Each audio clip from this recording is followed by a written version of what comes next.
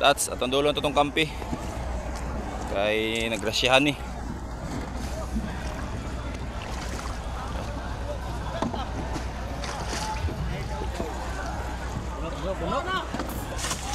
Okay. Tulay mga tats og marot. Marot og tulay ang kuha.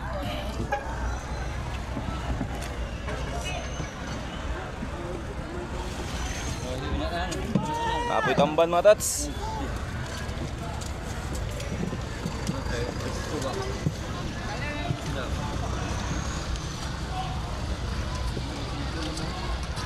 Tara to libur nga gwapo.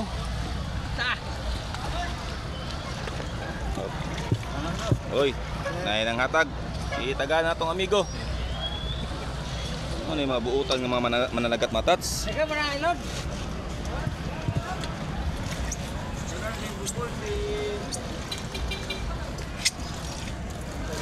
Oh, di ba? Sada. Yung larga rin gamay lang yung tapon. Balbi lang.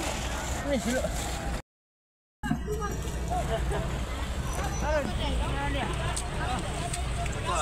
Matats, sarap puko to. Numero, ano numero puko to? 4? Ha? Bilang dos. Ah, numero 2 tayo matats. Numero 2 tayo, 2. Ah, 0.5 mo, di gagmay di. 0.20. Wala pa! Habuon na nato matats. Ang giyata sa mga mananagat. Wato. Ha? Wah. Imo ha? Naya pa yung ulit. Ako na to lang. Atras-atras lang sa ako abrang bangko. Oh, ako lang pera. Busy kayo matats. Aras dapin ng panagat ani.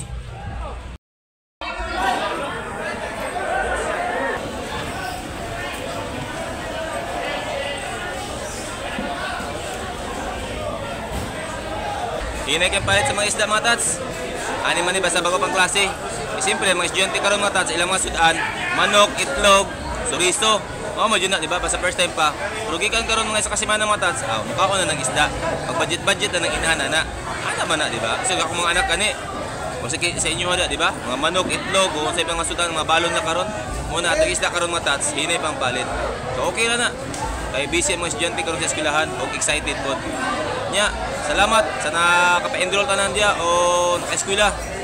Sama na ko. Nya, mo lang to. Thanks.